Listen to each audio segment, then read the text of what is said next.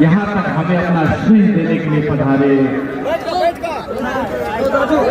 जितने भी दादा दादी हैं, चाचा चाची हैं, भैया भाभी हैं, माता बहन है, युवा है, बुद्धिजीवी है, पत्रकार है, सभी को सबसे पहले मैं इसी धरती का बेटा आप सभी को पहले कोटि कोटि प्रणाम करना चाहता हूँ।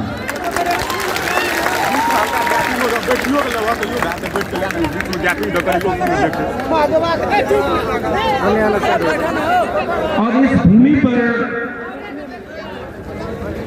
वर्षों से बलिदानी देते आए हुए हैं, जो भी ज्ञात अज्ञात शहीद रहे हैं, उन सारे शहीदों को इस घड़ी पर याद करते हुए उन शहीदों को कुछ नामावली भी है। यहाँ पर ये गजेंद्र बाबू का भूमि रहा है, रामराजा बाबू का भूमि रहा है, और एक से एक वीर योद्धा यहाँ पर पैदा हुए हैं। उन्हीं में से श्री राजीव राउत जी, रामकृष्ण राउत जी, वीरेंद्र राम जी, नागेश्वर यादव जी, दिलीप शाह जी, और यहाँ पर मलेक के कांड में शहादत हासिल हुए सज्जन मेहता जी, चितांबर मंडल जी, वीरेंद्र महतो जी, आनंद शाह जी, इंद्रदेव यादव जी लगाए समस्त ज्ञात अज्ञात शहीदों को भी आज हम सभी मिलकर कोटि कोटि यहाँ से नमन करना चाहते हैं।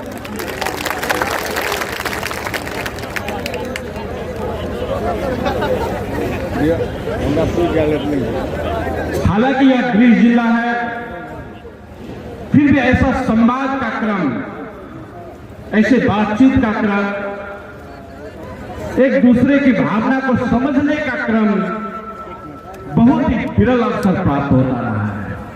और आप सभी जानते हैं उसका कारण कि पिछले वर्षों में, पिछले 6-7 वर्षों से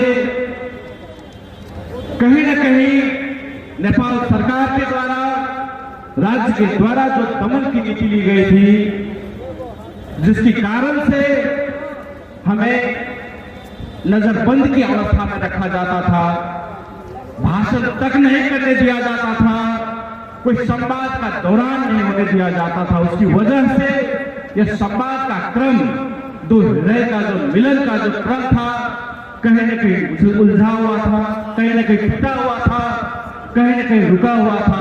लेकिन आज वह क्रम जुड़ा है और आप सभी यहाँ पर पधारे हैं, इसके लिए मैं पुनः एक बार आप सभी को दिल से धन्यवाद देना चाहता हूँ।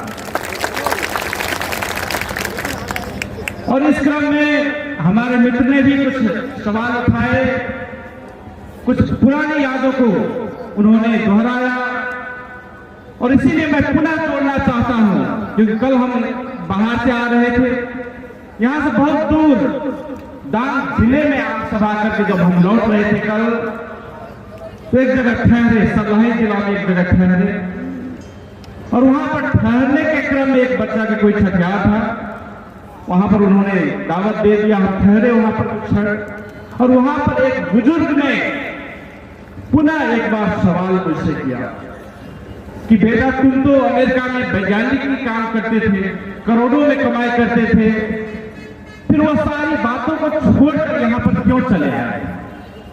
उस बुजुर्ग ने कल शाम की बात है, 7-8 बजे की बात है, उन्होंने पुनः मुझसे यह सवाल कर दिया। और जिस कारण से हम समझते हैं कि जो बात 7-8 वर्ष पुरानी हो चुकी है, यह सवाल अभी नहीं उठता होगा, लेकिन फिर भी अभी भी यह जिज्ञासा कई लोगों के मन में है। तो ये बात स्पष्ट होना चाहती है कि हम कोई राजनीति में अपने पारिवारिक विरासत के कारण से नहीं है, हम राजनीति में प्रवेश अपने शौक के कारण से नहीं किए। न तो हमारी पृष्ठभूमि रही है, न तो हमारा पठन पाठन रहा है, न तो हमारे पारिवारिक आधार रहा है, लेकिन फिर भी हमने राजनीति में प्रवेश किए। उसका कारण रहा है कि जितने भी शहीदों ने यहाँ पर बलिदानी दी, उन शहीदों की सपना को जब हमने साकार नहीं होते हुए देखा, जब उनकी आत्माओं को हमने हर एक जगह से भटकते देखा, भले हम अमेरिका में वैज्ञानिक की नौकरी कर रहे थे, लेकिन नजर तो हमारी इसी भूमि पर थी। हर एक साल यहाँ पर आते थे, देखता था, यहाँ का हालात जो है वो देखता था। और उसी क्रम में कुछ नेतागण जब अमेरिका गए थे, मधेसी नेतागण, तो उन्होंने जो सवाल किया, उनसे जो मैंने सवाल किया कि आखिर मधेसी इतने पीछे क्यों पड़ते जा रहे हैं? मधेसी शहीदों ने इतनी बलिदानी दी, बलिदानी देने में कोई कसर नहीं छोड़ी। यहाँ पर राजा को उखाड़ कर फेंकने के लिए भी 26 आदमी काफी था, लेकिन हमारे मधेसी शहीदों ने 54 शहीदों ने आपके लिए बलिदानी दी, फिर भी मधेसियों की मांग पूरा क्यों नहीं हो रहा है? यह सवाल जब हम उन नेताओं से, मधेसी नेताओं से, जिसके लिए मैं वहां पर भोज का आयोजन किया था, उन्हें किया, तो उनका जवाब था जो सुनकर मैं चकाचौंध रह गया। उनका जवाब था कि मधेसी इसी के लिए काबिल है, मधेसी गुलाम बनने के लिए ही काबिल है, मधेसी शोषित होने के लिए ही काबिल है। अगर उनकी मांग पूरी हो गई तो कल हम फिर सरकार कैसे बनाएंगे, संसद कैसे बनेंगे, राजनीति कैसे करेंगे, हमारा तो मुद्दा ही खत्म। उनकी ये बातें सुनकर हमें ज्ञात हो गया कि मधेश कैसे लोगों के हाथों में चला गया है। मधेसी जनता का कोई दोस्त नहीं था, उन्होंने तो 54 बलिदानी दे दी। हंसते हंसते हमारे भाई शहीद बन गए, लेकिन हमारे नेताओं का ध्येय, उनका नियत देखिए कितना था कि मधेसी इसी गुलामी के काबिल है। अगर उनकी मांग पूरी हो गई, अगर वो रोजगार पाने लगे, उन्हें घर में समृद्धि आ गई, उनका मांग पूरा हो गया, तो हम फिर राजनीति कैसे करेंगे? यह नेता सब वह सोचते थे। और इसी बदौलत वहां पर एक डिस्कशन और हो गया। मेरे घर महादेवा है, यहीं पर एक बेलायत के साथी आए थे, और वो बेलायत के जो साथी आए तो शायद वो ऐसे घर नहीं देखे होंगे दूसरी जगह। उन्होंने अंग्रेजी में यह शब्द कहा, जब हमने अपने गांव को पूरा घुमाए तो उसने घर शब्द का इस्तेमाल नहीं किया, हाउस शब्द का इस्तेमाल नहीं किया, उसने क्या कहा, स्लम, एक स्लम कह के कहा। मतलब झोपड़पट्टी है, यहाँ घर नहीं है, आपके गांव में कोई घर नहीं है, खाली झोपड़पट्टी है। हमने झोपड़पट्टी घूम के देख लिया, उन्होंने एक शब्द कहा, और वही बात हमने नेताओं के सामने रख दी कि हमारे एक दोस्त ने जो कहा था कि भाई उसको मधेश में कहीं घर दिखाई नहीं देता है, जहां जाते हैं खाली झोपड़पट्टी दिखाई देता है, उसका घर ही दिखाई देता है। और वो नेता कहने लगे, नहीं ऐसी बात नहीं है, मधेसियों ने काफी तरक्की कर ली है, अब मधेश में कोई झोपड़पट्टी नहीं रहा, ऐसा तर्क नेताओं ने किया। और मुझे भी कहीं न कहीं शंका लग गया कि हो न हो मैं इतने बरस से हो बाहर रहता हूं, या हो न हो मैं मेची से महाकाली जाकर नहीं देखा, हो सकता है सप्तरी में झोपड़पट्टी ही हो, दूसरे जिला समृद्ध बन गया हो। वही देखने की जिज्ञासा उनमें जागी कि भाई आखिर मधेश समृद्ध तो नहीं हो गया, इतनी सारी लोगों ने बलिदानी दी, राष्ट्रपति भी मधेसी बन गया, उपराष्ट्रपति भी मधेसी बन गया, विदेश मंत्री भी मधेसी बन गया, गृह मंत्री भी मधेसी बन गया, हो सकता है मधेश समृद्ध हो गया हो। यह सोचकर देखने के लिए, खुद उसी नेता की बात पर देखने के लिए मैं वहां से 1 महीना के ठीक बाद यहाँ मधेश में लौटा, और मैंने पहला काम जो किया, शहीदों की माला पर, शहीदों की प्रतिमा पर यहाँ पर माला अर्पण करके वहां से मेची से महाकाली यात्रा के लिए निकल गया। और उस दौरान में जो हमें देखने को मिला, जो गरीबों की हालत देखने को मिला, जो किसानों की हालत देखने को मिला, जो रिक्शा वालों की हालत देखने को मिला, जो विद्यार्थियों की हालत देखने को मिला, जो मजदूरों की हालत देखने को मिला, वह अपने आप में ऐतिहासिक है। अगर हमारे घर में, हमारे गांव में लोग कोई बात कहता कि भाई ये बता दो, तो ये समझा जा सकता है, ये स्वाभाविक है। अपने परिवार के लोग कहेंगे कि 10 लाख रुपया दे दो, 20 लाख रुपया दे दो, काम है। अपने गांव के लोग भी कहेंगे कि एक पुल बना दो, एक सड़क बना दो, स्वाभाविक है, क्योंकि उस समाज ने हमें बड़ा किया। लेकिन जब यहां से, इस कोसी नदी से, इस सप्तरी जिला से 1000 किलोमीटर दूर कंचनपुर जिला में जब मैं था, और वहां पर फिर वापस लौट रहा था, करना वहां की जो महाकाली नदी है, वहां से जब वापस लौट रहा था देकर, तो वहां पर एक कमैया कमलरी जो विस्थापित होकर झोपड़पट्टी में सड़क किनारे में बना के बैठे थे, उसमें मैं घुस गया। और वहां पर जब मैं घुसा तो वहां के लोग पैर पकड़कर रोने लगे। जो 80 बरस 70 बरस की वृद्धा थी, जिसकी भाषा मैं पूरा समझ भी नहीं सकता था, वो लोग रोने लगे और कहने लगे, क्योंकि कुछ साथियों ने परिचय करा दिया कि अमेरिका से आया वो वैज्ञानिक है। तो वहां के लोग रोने लगे कि बाबू 2 धूर जमीन 4 धूर जमीन भी आप जैसे भी हमें दिलवा दो, हम जो है जैसे भी यहाँ पर अपने बाल बच्चा को रखना चाहते हैं, नहीं तो यहाँ से पुलिस भी मार के भगाती है। वो कह के मेरा पैर पकड़ के रोने लगे। और वह घटना देखने में जितना छोटा था उतना ही वह भावुक था, उतना ही आंखों में वो नमी लाने वाला था, उतना ही भावुक बना देने वाला था। क्योंकि अगर आपके गांव के लोग कुछ मांगे तो ये बात समझा जा सकता है, आपके घर के लोग कुछ मांगे तो समझा जा सकता है, आपके जिला के लोग कुछ मांगे तो समझा जा सकता है, लेकिन यहाँ से 1000 किलोमीटर दूर के लोग, जिससे हमारा कोई रिश्ता नाता नहीं था, जिसकी भाषा तक हम नहीं समझ सकते थे, वो लोग में इतनी आशा थी मेरे प्रति कि वो पैर पकड़कर रोने लगे कि भाई जैसे भी हमें बचा। और उसी वक्त मैंने फैसला किया कि भाई अमेरिका तो ऐसे में विकसित है, अमेरिका में हम जैसे हजारों वैज्ञानिक वहां मौजूद है, वो तो ऑलरेडी रॉकेट भेजता है चंद्रमा पे, वहां पर हम नहीं भी जाएंगे वैज्ञानिक तो भी अमेरिका जी लेगा तो भी चलेगा, लेकिन हमारी जरूरत इस भूमि को है, इसमें जिसे महाकाली तक के जो है भूखंड वहां की जनता को है। उस वक्त हमने ठान लिया। इसी भीड़ में हमारे गांव के कई लोग भी मौजूद होंगे और मैं आज उनका नाम लेके कहता हूँ, यहाँ पर भजो काका भी होंगे। उनसे मैंने ऐसे ही पूछ लिया गांव में आया था कि काका आपको क्या चाहिए, इस गांव में विकास के लिए क्या चाहिए। हमने अपने काका के पास पूछ लिया, गांव के ही काका। और आपसे जानना चाहते हैं मैं लाइन ठीक क्यों आया, तो वो एक प्रमुख कारण तो मैंने दे चुका, दूसरा कारण दे रहा। तो काका ने कहा, और जैसे भी कोई भी नेता जाता है, कहीं भी बड़ा आदमी जाता तो यही पूछता है कि यहाँ पर विकास के लिए क्या चाहिए, ये पूछ देता है। और गांव के लोगों का भी आंसर फिक्स रहता है, क्या चाहिए, तो बाटो घाटो चाहिए, यही कहते हैं अधिकांश लोग। कहीं भी जाइए पूछ लीजिए तो कहेगा बाटो घाटो बना दीजिए, एक पुल बना दीजिए, या स्कूल बना दीजिए, या धर्मशाला बना दीजिए। यह रेडीमेड आंसर जनता ने भी अब सीख लिया, नेता ने भी सीख लिया पूछना, और जनता ने भी वो जवाब देना सीख लिया।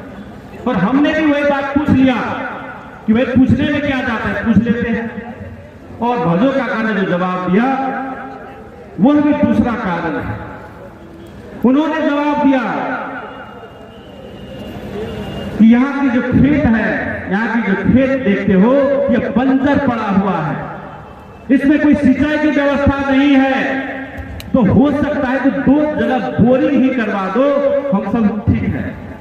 उनका जवाब। अब इसमें कोई आश्चर्य नहीं लगता, लेकिन हमने फिर उसको क्या कहा कि लोग से पूछते हैं तो लोग कहते हैं बाटो घाटो चाहिए, और हमारे महादेवा गांव में अभी भी जाएंगे तो आपको शायद इतना कीचड़ मिलेगा, ठेकुन भर कीचड़ में थाल में चल के आज भी जाना पड़ता होगा। तो हमने पैसे फिर से जवाब में पूछ लिया कि आपको बाटो घाटो नहीं चाहिए, सब लोग तो यही कहते हैं बाटो घाटो चाहिए, आपको बाटो घाटो नहीं चाहिए, आपके घर के पास में तो इतना ठेकुन बड़ा कीचड़ है, खाद पड़ा हुआ है, आपको बाटो घाटो नहीं चाहिए। और उनका जो जवाब सुना मैं, वह दूसरा कारण। उन्होंने कहा कि बाबू अगर मेरे बच्चे के पेट में 2-4 दाना रहेगा ना तो ठेकुन भर कीचड़ में क्या, यहाँ तक गर्दन तक कीचड़ में भी हेल के चला जाएगा, लेकिन पेट में सबसे पहले दाना चाहिए। और उसके लिए हमें पहले सिंचाई चाहिए, तब जाके हमारे बच्चे के पेट में दाना आएगा और तब जाके वो कहीं चल सकेगा। इसीलिए हमें पहले सिंचाई की व्यवस्था चाहिए। लेकिन मैं तो था अमेरिका में पहले आइएगा, उनके लिए मैं सिंचाई की व्यवस्था कैसे कर देता। यहाँ भी अगर सिंचाई की व्यवस्था करना है तो कहाँ गिड़गिड़ाएंगे, वहीं सिंचाई विभाग के पास जाएंगे, उसके पास गिड़गिड़ाएंगे, मंत्रालय में जाएंगे, 6 महीना दौड़ लगाना पड़ेगा।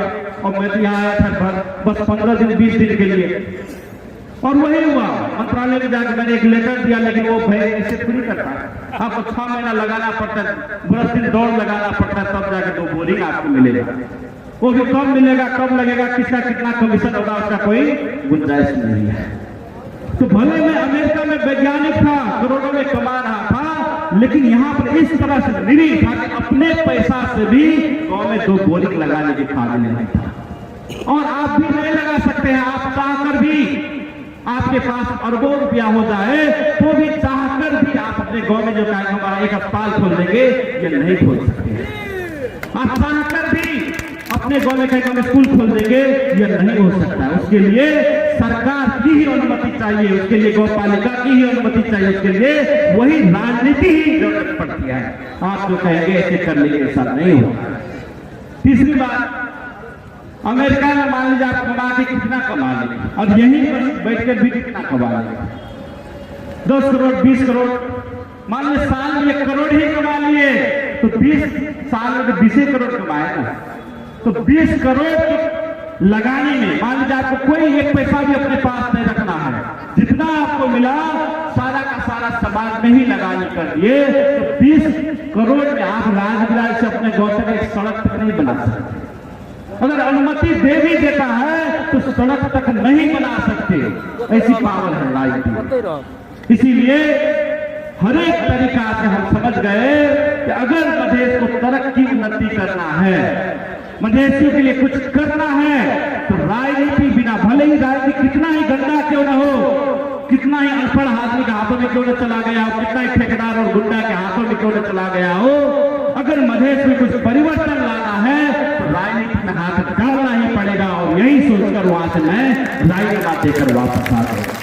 और तब से लेकर इसी भूमि पर धूल माटी खाते हुए, डगर डगर चलते हुए, सहज सहज चलते हुए अभी तक संघर्ष कर रहा हूं। और मुझे खुशी है कि आज से जब 7 वर्ष पहले हम यहाँ पर चल रहे थे तो कोई 2 आदमी सुनने के लिए भी नहीं आता था, 5 आदमी सुनने के लिए नहीं आता था, 10 आदमी तो जमा होना दूर की बात है।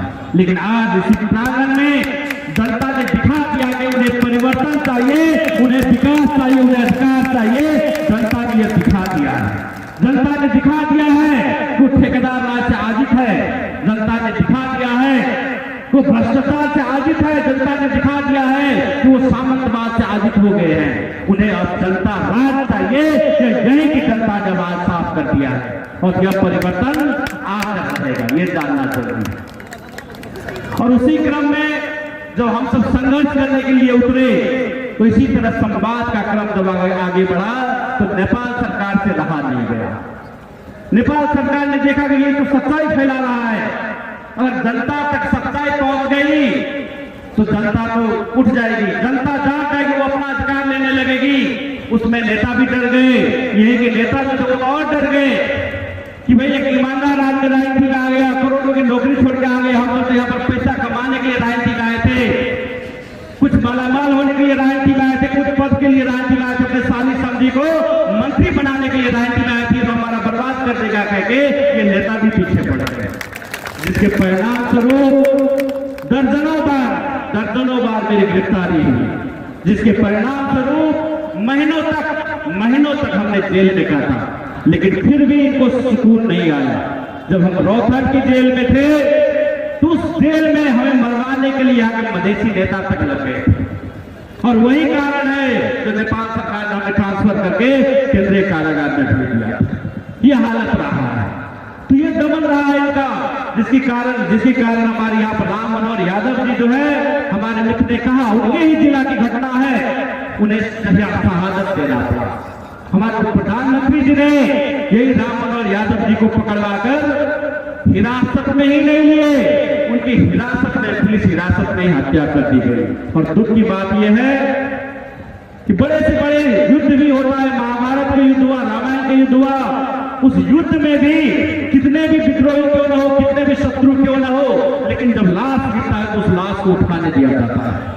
उस लाश का अंतिम संस्कार महाभारत के युद्ध में भी हर एक दिन करने दिया जाता था, लेकिन हमारे मित्र का लाश 6 महीना तक जेल में सड़ते रहे। भूपेंद्र यादव जैसे प्रधानमंत्री थे, उन्होंने उठाने तक नहीं दिया। इससे बड़ी दर्द भरी बात क्या हो सकती है?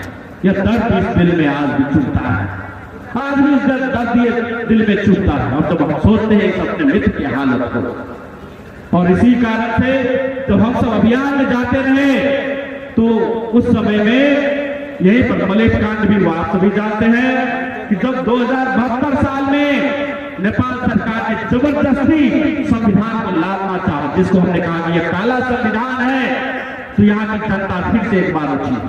राजीव राव के शहादत यहीं पर भाजपा में हुए, अनेकों वीरों ने शहादत फिर से दी और वहां पर ऐसा माहौल बना कि नहीं, इस संविधान को नहीं मानेंगे, इस चुनाव में भाग नहीं लेंगे करके हमारे बहुत सारे लोग शहादत दिए। और उसी निर्वाचन के क्रम में हमने भी कहा कि भाई जब जनता कह रही है कि निर्वाचन में भाग नहीं लेना है, यह काला संविधान है, तो हम कैसे भाग लेंगे या किसी को लेने देंगे। इसी कारण हमने कोठली बाहर मोहर अभियान चलाया कि नहीं भाई किसी पार्टी को नहीं डालना है, लेकिन पार्टी वाले सब तो उतर गए। संविधान में कोमा फुल स्टॉप चल नहीं हुआ, लेकिन पार्टी वालों को तो रहा नहीं, उसको तो पद चाहिए। हमारे शहीदों की खून यहाँ पर सड़क पर बह रही थी, वो जाके सुशील कोइराला को वोट देकर चले आए। हमारे शहीदों का खून बह रहा था, वहीं पर टीपी शर्मा ओली को वोट देकर आ गए। हमारे शहीदों का खून यहाँ पर बह रहा था, उसी विद्या भंडारी को वोट देकर इन्होंने जिता कर आया, उसी टीपी शर्मा ओली के सरकार को समर्थन देकर। और जब मलेट कांड हुआ उस समय यहाँ पर छटपटा रहे थे, आप सभी यहाँ पर बहुत सारे वहां के गवाह होंगे, साक्षी होंगे मलेट घटना के। वो कहता था कि नेकपा को सूर्य छाप को मधेश में नहीं उतरने देंगे, जिसके कारण संजय मेहता लगा कई लोग यही मलेट की शहादत दे दी। लेकिन इन्होंने कुछ नहीं सुनी। जब अवसर का बात आया तो मंत्री बनने के लिए फट से निर्वाचन में भाग लेंगे। और जब हमने कोठली बाहर मोहर अभियान चलाया और उस क्रम में भी काफी दमन किया गया, नेपाल सरकार ने भी दमन किया। यहाँ के जो गुंडे थे, राजसभा के गुंडे थे, फोरम के गुंडे थे, कांग्रेस के गुंडे थे, अमाले के गुंडे थे, वो लोग भी जगह जगह जाके हम पे दमन करने लगे, जनता को बहकाने लगे, जनता को भड़काने लगे, जनता में भ्रम छींटने लगे। और उसी समय जनता भी कहने लगे कि देखो बाबू ऐसे हालत में हम कैसे आपका समर्थन करेंगे, यहाँ पर हर एक जगह से दमन हो रहा है, शोषण हो रहा है। आपको तो कहता है कोठली बाहर भी मोहर मारेंगे तो भी पुलिस पकड़ के ले जाएगी।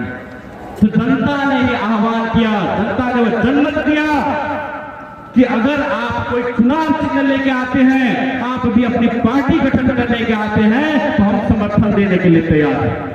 जनता ने कहा कि आप भी अपना चुनाव चिन्ह लेकर आइए, आप भी अपना पार्टी दर्ता करके आइए। वह जनमत जनता ने दिया, जिसका परिणाम आज ये देखने को मिल रहा है कितने जनता यहाँ पर जनमत देने के लिए हाजिर है, जिसका गवाह यही जनमत है।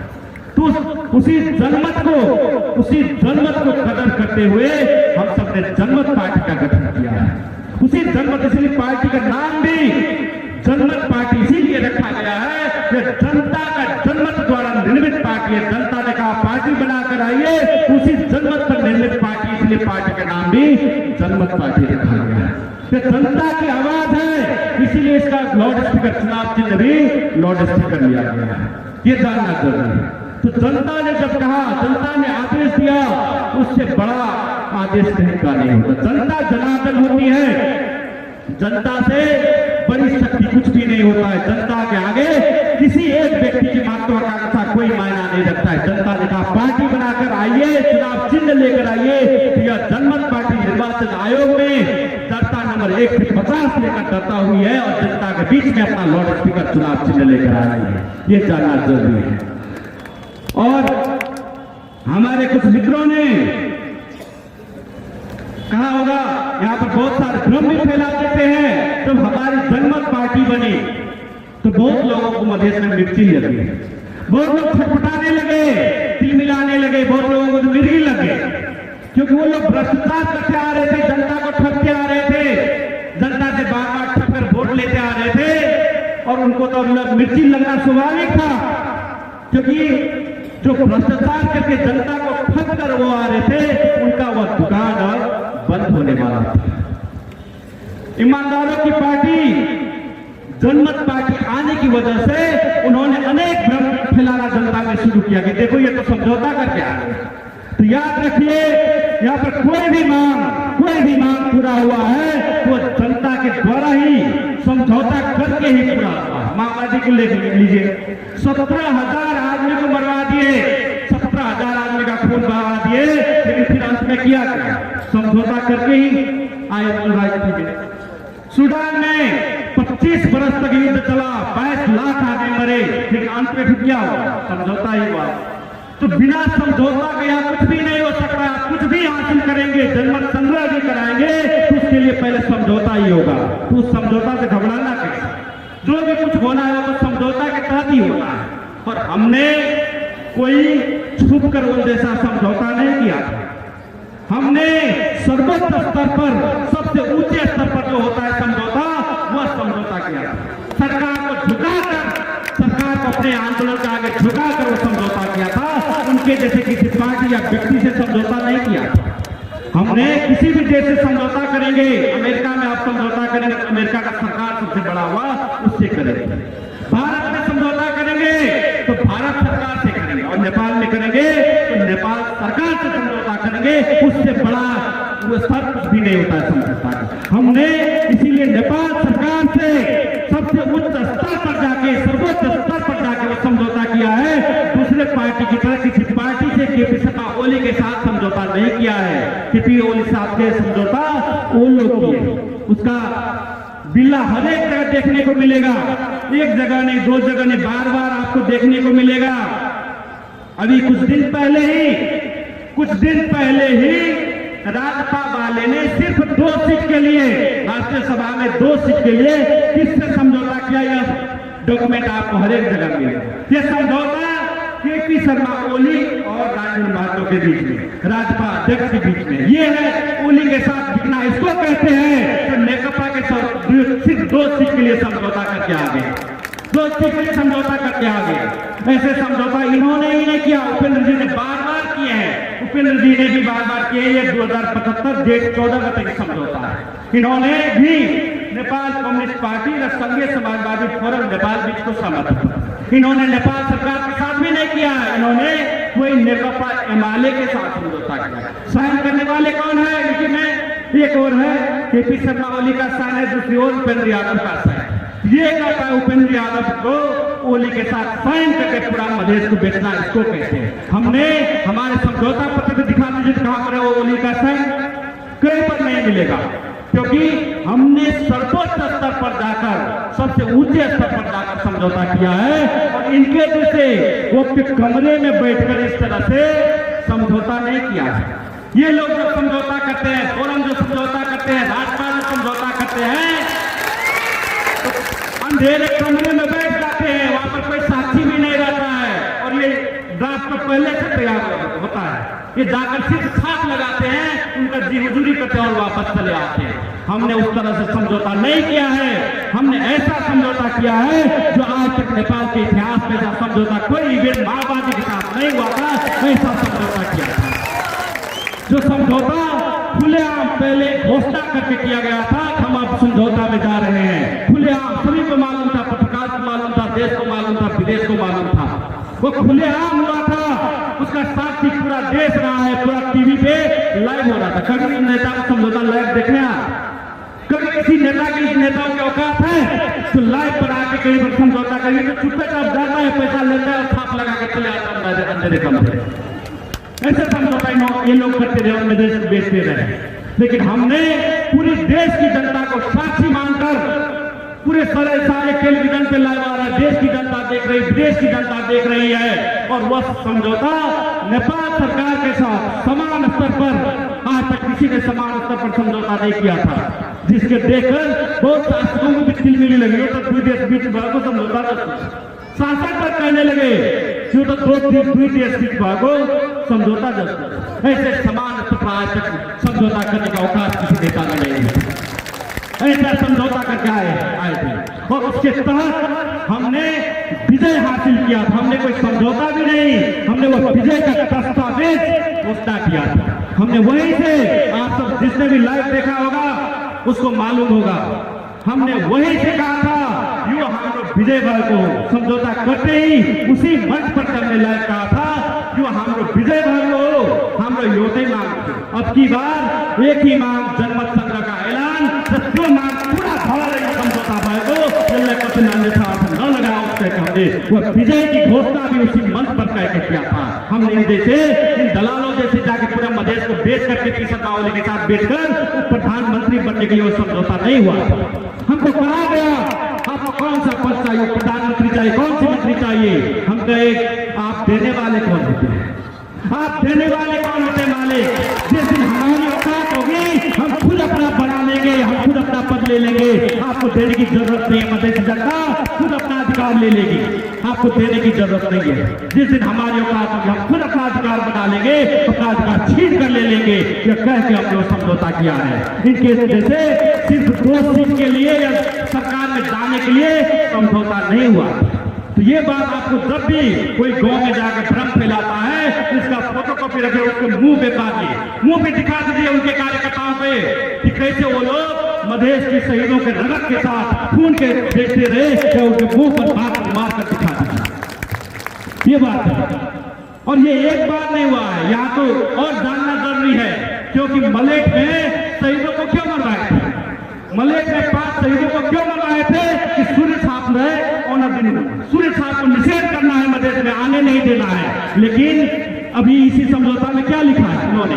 नेपाल कम्युनिस्ट पार्टी नेकपा का उम्मीदवार है सही। यानी कि यहाँ पर देखिए अभी वही नेता लोग क्या कर रहे थे, सूर्य छाप में मतदान करो कह के अभी बड़े बड़े वही नेता सब जो मधेसियों को मरवाने के लिए उकसाए थे मलेट में, वो अब सूर्य छाप के झंडा के नीचे में आकर सूर्य छाप जिंदाबाद का नारा लगाते हैं और सूर्य छाप में मोहर लगाने के लिए मधेसी जनता को अनुरोध करते हैं। ऐसे गद्दार लोग सब, जिसका प्रमाण यहाँ पर है, सूर्य छाप के झंडा के नीचे वही आदमी सब, वही राजपा के अध्यक्ष, वही राजपा के मंत्री, वही राजपा के नेतागण सब आकर यहाँ पर भाषणबाजी दे और तो सूर्य के छतरी के नीचे आ गए। हम मधेसी रहे ना, ये जानना चाहिए। तो कोई भी आदमी आपको दिग्भ्रमित करने की कोशिश करता है, ये बात जानना एकदम जरूरी है। और उनको मिर्ची लगना चाहिए, उनका रातों का नींद भी हराम होना चाहिए, क्योंकि उन्होंने मधेश को लूटा है। हर एक अध्यक्ष से लेकर गौपालिका अध्यक्ष से लेकर प्रदेश सरकार से लेकर यहाँ पर भ्रष्टाचार किया है, तो उनका नींद हराम होना चाहिए, क्योंकि मधेश को लूटते रहे। और अब ईमानदारों की पार्टी, साधुओं की पार्टी, जनमत पार्टी जो आ गई, तो उनकी नींद हराम होना ही चाहिए। और इस पार्टी के विषय में हमारे मित्र अब्दुल खान ने बहुत सारी बात बता दी है। तो इन पार्टी का मूल राजनीतिक विचार जो है वह सामुदायिक स्वराज का रहा है। जब हरेक जनता को, यहाँ पर मां बहन बैठी है, यहाँ पर वृद्ध चाचा जी बैठे, यहाँ पर अपांग भी बैठे होंगे, सभी को ये लगे नहीं ये तो मेरा सरकार है, ये तो मेरा राज्य है, ऐसा महसूस जब होने लगे, उसी को जनता राज कहते हैं। वह जब महसूस होने लगे, ऐसा शासन व्यवस्था लाने का काम जनमत पार्टी का है। जो भी भ्रष्टाचार हो रहा है, उस भ्रष्टाचार को जड़ से ही उन्मूलन करने का काम जनमत पार्टी का है। घर घर में एक रोजगारी लाने का काम जनमत पार्टी का है। और इस प्रदेश को आत्मनिर्णय का अधिकार देने का काम भी राजनीतिक विचार के विषय में हमारे मित्रों ने भी कह दिया है, इसीलिए उस पर मैं ज्यादा नहीं जाना चाहता हूं।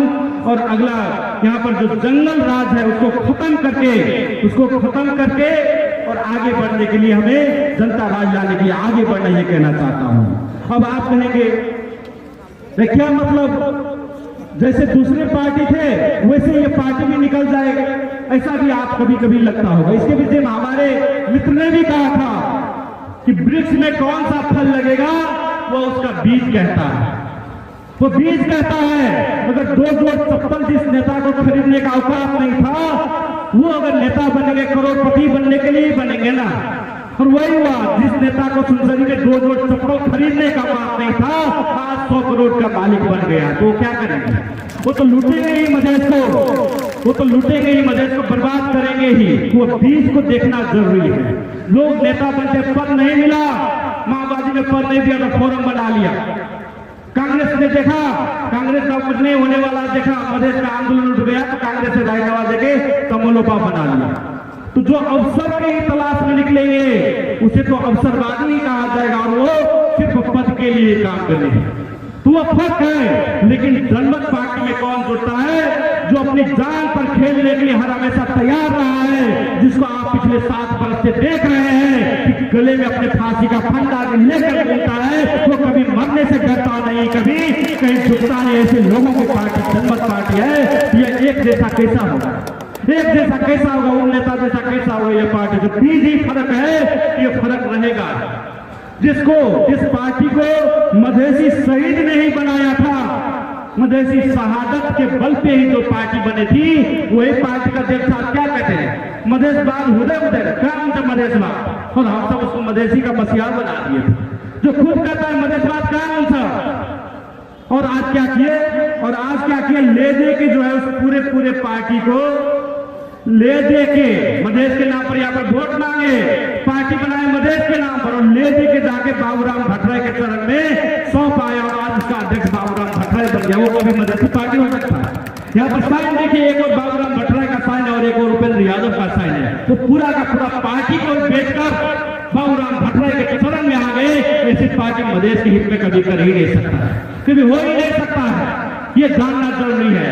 आज वो यहाँ पर आके गप देते हैं, यहाँ पर आप आके गप देते, क्योंकि वहां तो मोरन की जनता तो उसको भगा दिया, मोरन की जनता ने भगा दिया कि कोई काम करने वाला आदमी नहीं, ये धोखा और बेईमानी करने वाला ही आदमी है। तो आगे भागे सुनसरी की भी जनता ने एक बार जिता दिया, फिर वहां भी वही किया, गद्दारी किया, तो वहां से भाग के आ गए सप्तरी में। जो भागते रहा है, जिसका काम ही गद्दारी करना है, जनता को धोखा देना है, वो आज भागते सप्तरी में आके गप दे रहा है।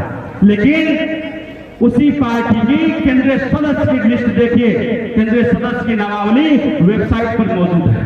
5 केंद्रीय सदस्य में गिने चुने हुए मधेसी, उससे ज्यादा मधेसी का नाम आपको लोक सेवा आयोग की लिस्ट में मिलता है।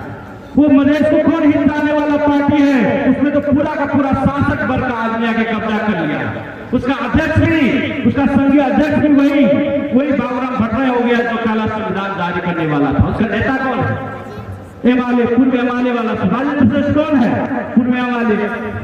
अशोक राय कौन है? पूर्व एमाले। उपेंद्र यादव कौन है? वही एमाले के कार्यकर्ता थे, भाग के गए थे माओवादी में, माओवादी ने भाग्य बना लिए थे फोरम, और फिर जा रहा है उसी एमाले में।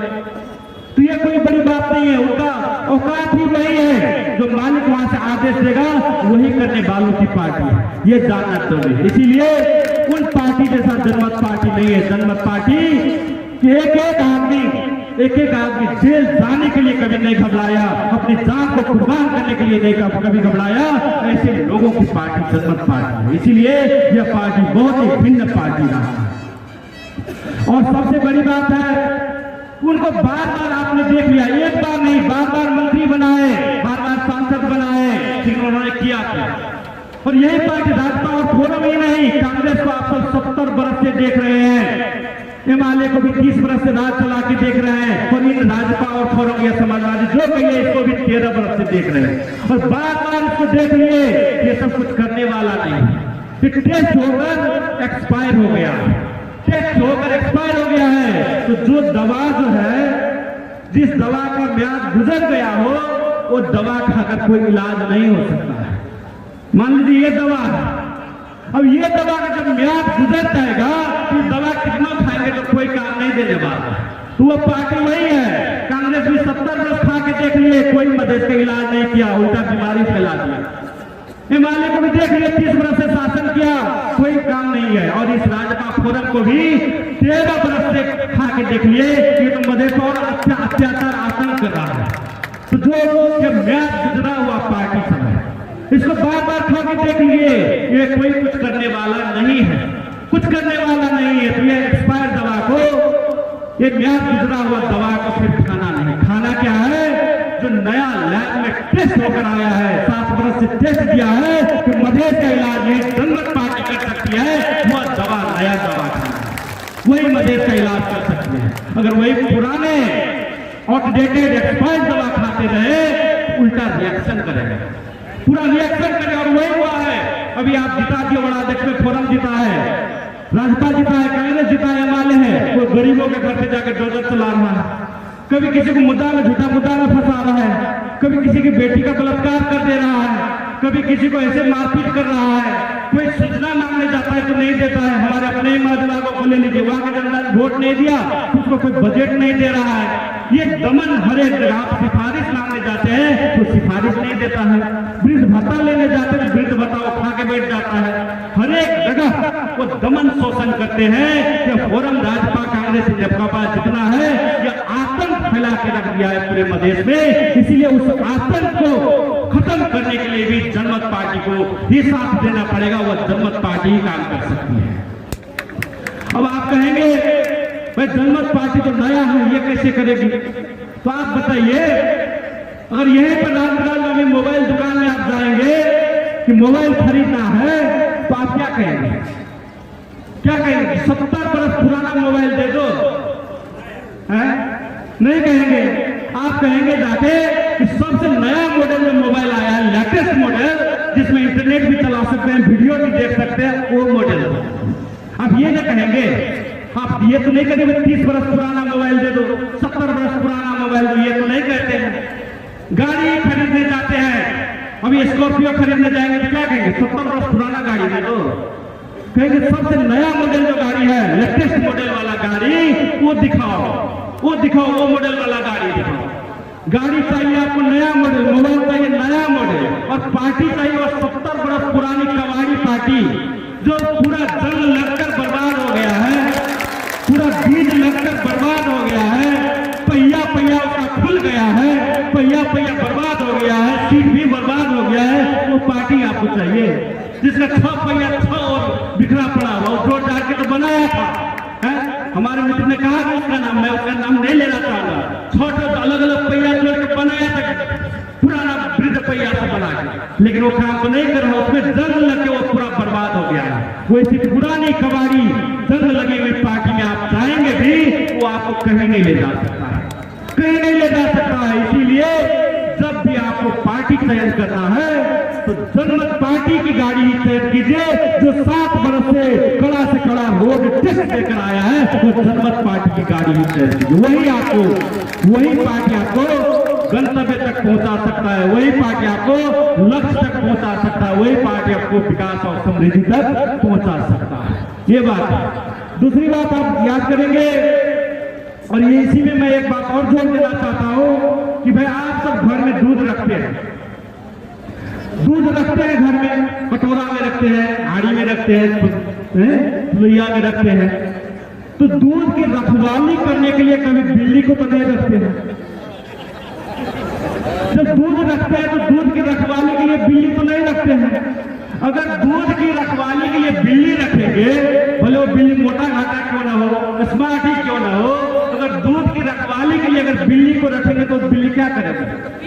दूध को पिएगी ही। उसी तरह मधेश को रखवाली करने के लिए अगर शासक वर्ग की पार्टी को चयन करेंगे या उसका दलाल को चयन करेंगे, आंख आपका झपका और पूरा मधेश को निकल जाएगा, पूरा मधेश को बर्बाद करेगा। इसीलिए कभी भी मधेश की रखवाली के लिए शासक वर्ग की पार्टी और उसके दूध को भी, ये रास्ता सपा जो है, ये उसका दूध है, ये अलग नहीं है, आप तो देखे रहे, उसका अध्यक्ष भी वही है, उसका संचालित भी वही से, उसके दूध को कभी चयन नहीं करना है।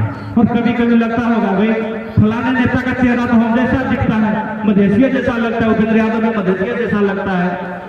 तो आप सबको बता दूं कि धान के जब खेत में जाते हैं तो धान का खेत रहता है बड़ा हरा भरा, हरियर हरियर धान का खेत रहता है, और उसी हरियर हरियर धान के खेत में सुबह शाम भी हरियर रहता है, रंग तो एक रहता है, हरियर रहता है। उसी तरह ये भी है, रंग हम जैसा ही दिखता है, लेकिन है क्या? वो खेत का सुबह शाम। इसको अगर अपना समझकर पकड़ने की कोशिश करेंगे तो डसेगा ही, और मधेसियों को यह आज तक डसता ही रहा है, ये साबित भी किया है। इसीलिए उस रंग पे खाली नहीं जाना, वो देखना है कि ये जहरीला था उसी शासक के द्वारा भेजा गया आदमी से, उसी शासक की पार्टी वाले जो फूट कर आई थी, मधेसियों को गुमराह किया, 10 बरस से यहाँ पर अधिकार विहीन किया, और फिर वापस वहीं पर जा रहे। ये बात जानना है। तो हमें उस सुगवा सांप को भी पहचानना है, और ज्यादा पहचानिए। क्यों? जो सांप दूर से ही दिखाई देगा उससे बचना आसान है, लेकिन जो घास में, हरा रंग का घास में हरे रंग का सांप छुपा रहेगा, वो तो कभी भी डर सकता है, उससे आप बचना मुश्किल हो जाता है। वो तो अपना जैसा दिखता है, आपके बीच में ही रहेगा, उससे बचना थोड़ा मुश्किल होता है, लेकिन हमें सावधानी से बचना है, ये जानना है। अब कुछ लोग कहेगा भाई आपकी पार्टी में खाली युवा असल देखते हैं नेतृत्व में, भाई ये तो हमारा स्ट्रेंथ है, यही तो हमारी पार्टी की काबिलियत है कि आज युवा लगे हैं तो इतिहास के धारा को भी बदल के रख देता है। ऐसी युवाओं की पार्टी है। दूसरे पार्टी में क्या है? दूसरे पार्टी में कल परसों ही है एक पार्टी के विद्यार्थी संघ में 48 बरस उम्र का आदमी नेवी संघ का अध्यक्ष ही बना है। बताइए, 48 वर्ष उम्र में वो विद्यार्थी नेता ही वो पार्टी का पैदा होता है, उस पार्टी में वो नेता कब बनेगा? और उसको भी कैसे आदमी पैदा होता है? जिसको पास सूटकेस है, जो सूटकेस लेके जाता है वही आदमी उसमें नेता बनता है। ये बड़ा अवसर है कि आपके पास पैसा नहीं है, आपके पास उम्र नहीं है, आपके पास कुछ नहीं है, तो भी राजनीति करने का सबसे बड़ा अवसर जनमत पार्टी है, क्योंकि इसमें राजनीति करने के लिए किसी को सूटकेस दूसरी पार्टी जैसा देना नहीं पड़ता। अभी जैसे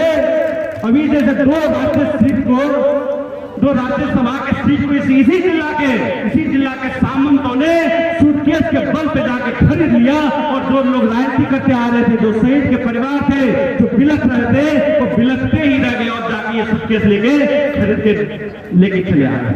पुन जैसा इस पार्टी की सीट बिकता भी नहीं है, इसीलिए बहुत अच्छा प्लेटफॉर्म है युवा के लिए, वृद्ध के लिए, सबके लिए अच्छा प्लेटफॉर्म है, ताकि इसमें निस्वार्थ भाव से लगकर वो अपना काम कर सके। ये जानना जरूरी है। अब कोई नेता सब कहेगा कि भाई हमारे पार्टी में रहोगे तो हम तुमको बता देंगे, कोर्ट कचहरी में बता देंगे, अदालत में बता देंगे।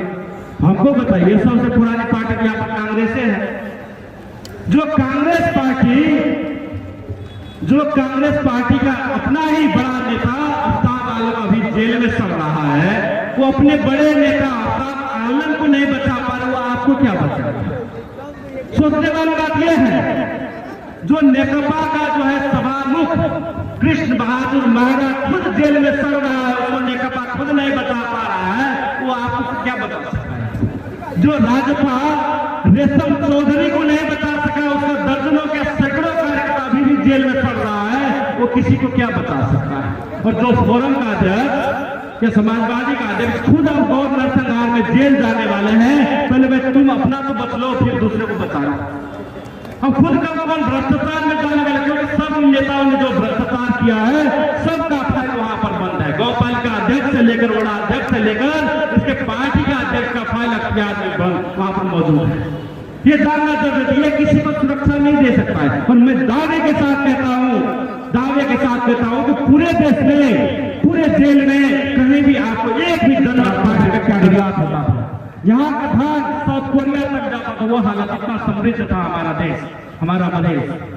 लेकिन हमने वो बार बार गलती किया, जिसका परिणाम ये हुआ कि आज हमारे बाल बच्चा, आज हमारे भाई बहन विदेश में उस कतार की कड़ा मरुभूमि में जाकर 50 डिग्री सेल्सियस में जाकर 50 मंजिल इमारत पर चढ़ के जान पर खेलते हैं, वहां नीचे एम्बुलेंस लगा रहता है। ये आदमी कब मूर्छित होकर गिरेगा, कब इसको हॉस्पिटल में भर्ना करेंगे? पता है अपने बाल बच्चों, छोटे छोटे बाल बच्चों से आज दूर रहना पड़ता है, कितनी दुर्भाग्य की बात है। लेकिन यह हुआ इसीलिए क्योंकि हमारे पूर्वजों ने वह गलती की उन्होंने कांग्रेस को चयन कर लिया, एमआलए को चयन कर लिया, राजपा समाजवादी को चयन कर लिया, उन्होंने यह गलती की। हमने यह गलती की कि 500-2000 में अपना वोट बेच देते रहे, जिसकी सजा आज हम भुगत रहे हैं। और वह अब आगामी दिन में न भुगते, इसके लिए हमें सचेत होना है कि कितना भी प्रलोभन कोई दे, अब नहीं टिकना है, क्योंकि अब भी चुप गए तो आज कम से कम इस फील्ड पे आपको बैठने को तो मिला। बहुत जगह ऐसा हो गया, दान को देख लीजिए, चितवन को ही कल, चितवन से ही आ रहा था, चितवन में कल कार्यक्रम था। ऐसे बैठने की जगह तक नहीं मिलेगी अगर हम सब अब भी बिकते रह गए, अभी 500 रुपया 2000 रुपया में वोट बेचते रहे, तो ऐसा जगह भी बैठने को नहीं मिलेगा। अपना हाल जो है रोहिंग्या की बर्मा में जो रोहिंग्या के साथ हुआ, वैसा हालत होने वाला है। इसीलिए मैं एक अंत में खाली एक चुटकुला ही सुनाना चाहता हूँ। ऐसे ही गांव भर में एक नेता दिया है वोट को खरीदने के लिए, उसको वड़ा अध्यक्ष में जीतना था, तो वड़ा अध्यक्ष में जीतना तो वोट मांगते मांगते एक वृद्ध बाबा के घर में गए। वृद्ध बाबा काफी गरीब थे, झोपड़पट्टी में अपना सिलौटा का काम करते थे, और उन्होंने कहा 2000 रुपया देते हुए बाबा से उस नेता ने कहा, बाबा ये 2000 रुपया लो और वोट जो है हमें ही देना, ये वोट जो है हमें ही देना। अब देखा बाबा जी सिलौटा में 2000 के 2 बड़े बड़े नोट, हजरिया, हाथी छाप वाला। बाबा का मन भी 5 लगा कि भाई अब 2000 रुपया चलकर यहाँ तक आई है, लक्ष्मी घर में आई है, क्या किया जाए, नहीं किया जाए, कैसे ठुकराए। बाबा का भी मन छापात होने लगा। फिर भी बाबा ने संभलते हुए कहा, बेटा मैं तो वृद्ध हूँ, आपका ये पैसा लेकर भी मैं कहाँ जाऊंगा, कहाँ जा सकता हूँ ये पैसा लेकर। तो ऐसा करो, ये सिलौटा देखते हो, ये धोने में मुझे बड़ा तकलीफ होता है, मुझे एक गधा की जरूरत है जो ये धो सकता है, आवत जावत कर सकता है। तो तुम ऐसा करो, एक गधा खरीद कर ला दो और वोट जो है निश्चित रूप से मैं तुम्हें नहीं दूंगा। बाबा ने उस नेताजी को कहा। नेताजी भी खुशी से उछलने लगे। एक वोट तो बाबा जी ने जुबान दे दिया, एक वोट तो मेरा पक्का हो गया, कि खुशी से उछलने लगे। और नेताजी वहां से गधा खरीदने के लिए रवाना हो गए। नेताजी यही कुनौली हटिया गए पहले गधा खरीदने के लिए। वहां पर पूछा गया गधा का दाम क्या है, तो कहता 1 लाख मालिक। नेताजी का दिमाग ठीक लग गया। फिर आए उधर से, यहाँ खिलाड़ी के पास में दूसरा हटिया लगा था मवेशी का, उस हटिया में पूछे कि इस गधा का दाम क्या है, वहां कहता है 1.25 लाख। फिर वहां से भागते भागे हनुमान नगर के पास में आए, वहां भी एक हटिया लगा था गधा का, वहां पर पूछते भाई इस गधा का दाम क्या है, वो कहता है 75,000। नेताजी और उतने तक शाम भी हो गई थी।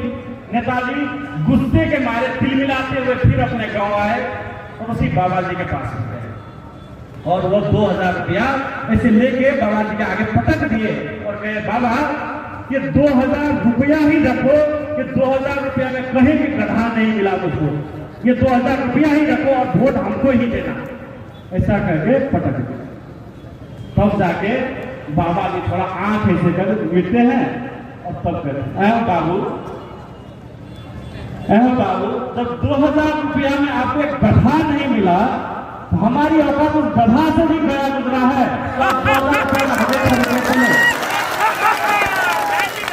तो कम से कम हम वैसे गधा और मवेशी से भी गिरा गुजरा हुआ मत बने, अपने राजनीतिक अधिकार को पहचाने। लोग कितना और प्रलोभन देता है, 2,000-4,000 में आपके वोट खरीदने की कोशिश करता है। याद रखिए उस वोट के साथ आपके बाल बच्चे का भविष्य जुड़ा है। अगर अच्छे आदमी को आज जिताए रहते, हर एक गौपालिका में इतना 10-10 करोड़ 15-15 करोड़ का बजट है, आपके बाल बच्चों को विदेश जाना ही नहीं पड़ता, यहीं पर रोजगारी होती है। लेकिन आपने उसी 2,000-4,000 के चक्कर में ऐसे नेता को बना दिया, उससे भ्रष्टाचार करना जानता है, उसे रोजगारी से आपकी सुख सुविधा से कोई मतलब नहीं। वो तो आपका वृद्ध भत्ता तक वो खा जाता है, विद्यार्थी के लिए छात्रवृत्ति आता है वो भी खा जाता है, और आपके घर पे उल्टा भोजन चला देता है। इसीलिए राजनीतिक अधिकार हमें नहीं मिलता है और हर एक हालत में हमें जनता पार्टी में लगकर जनता राज को लाना, इतना ही मैं कहना चाहता हूँ। और अंत में जोर से नारा लगाइए, जय गणेश।